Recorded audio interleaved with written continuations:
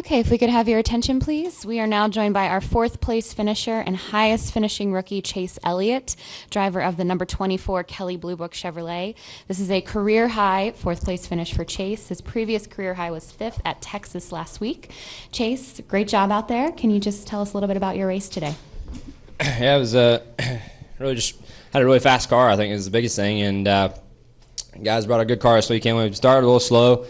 Didn't qualify as well as we'd like to on Friday, but I thought we hit on a couple things yesterday in final practice that fortunately carried over to today and was able to kind of work our way up through there. Hate to have a loose wheel, but guys did a good job overcoming that, having a fast pit stop under green, only losing 2 laps. That was big to keep us in contention there and try to get back on the lead lap. So definitely a long afternoon, but had a fast car, and that was the biggest thing that kept us alive.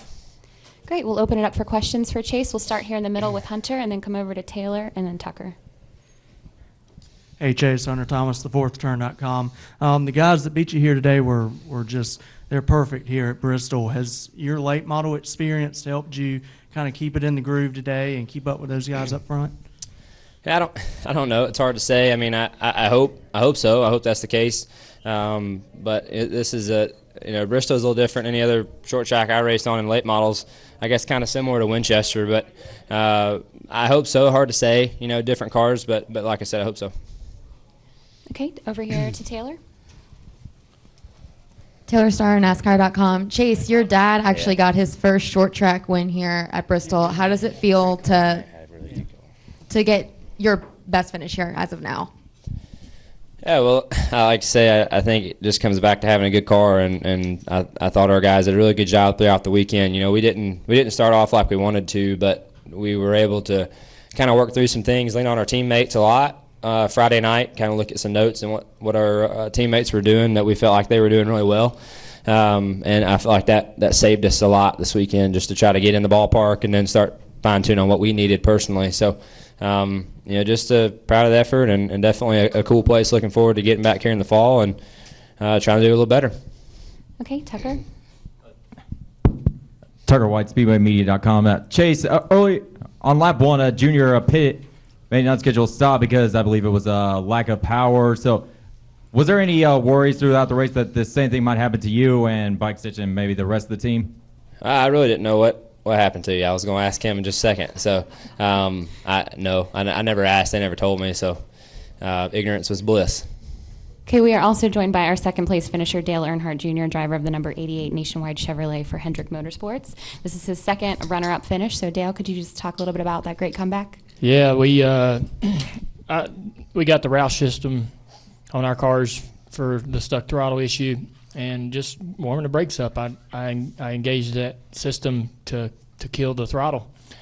I was warming the brakes up like I always do, and apparently applied too much pressure and it killed the motor. So we'll work on that and maybe raise that threshold a little bit because it was, I wasn't really using the throttle brake that much, but. So I just needed to cycle the ECU to reset that. Came to pit road and did that. I probably could have done it on the track and saved ourselves a lot of trouble, but you don't know what's going on at that particular point, and you listen to the first thing anybody tells you when it comes to direction. And the first thing my spotter said was, if I need to pit, I need to come on now. So we got on pit road, cycled it, lost a couple laps. Greg did a good job getting the wave arounds, knowing when to take them and stuff, and we got the lead, got it back on the lead lap.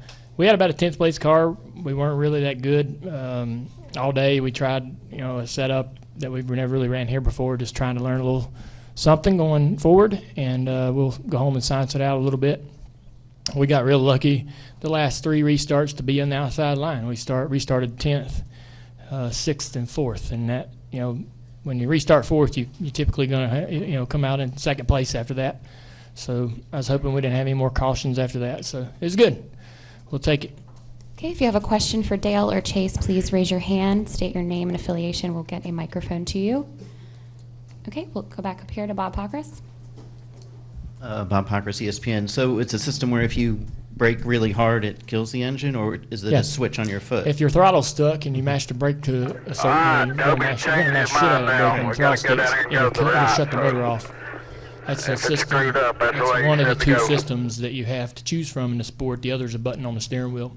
I don't like the button on the steering wheel because when the throttle sticks, I ain't gonna think mash a button. I'll be in the fence before it's over with.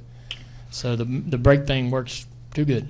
And was there any thought crossing in your mind that, oh, we can't finish 2 laps down with Peyton here? I wasn't really thinking about it, but I was glad he probably left when we got 2 laps down. He didn't stick around to see our comeback. But we just did a lot of good things today and got real lucky on a lot of restarts. But I was glad he was here. I'm very curious as to what he thought about our sport because he's been to Indy a couple times to the Indy 500, but this is a real unique racetrack. And when we went around the track for intros, he was pretty surprised. He couldn't believe the banking and all that. I tried to explain it to him, but you really can't till you come here and see it. Are there any additional questions for Chase? Okay, take one back here. Camden Lazenby, rubbingsracing.com. Chase, on that final restart, you stayed with the leader better than most of the inside lane had all day. Is there anything you had learned throughout the day? Because the only time the inside lane seemed to prevail was when Junior had that issue in the beginning of the race. I didn't feel like I did any better than anybody else did on the bottom. I mean, if I had, we would have got the lead. Unfortunately, we didn't. So, it's just a tough spot to restart. Seems like the banking kind of falls away a little bit off 4 there. And the guy on top has got a little more grip up there. Whatever it is, it seems like it's easier to get rolling up there for whatever reason.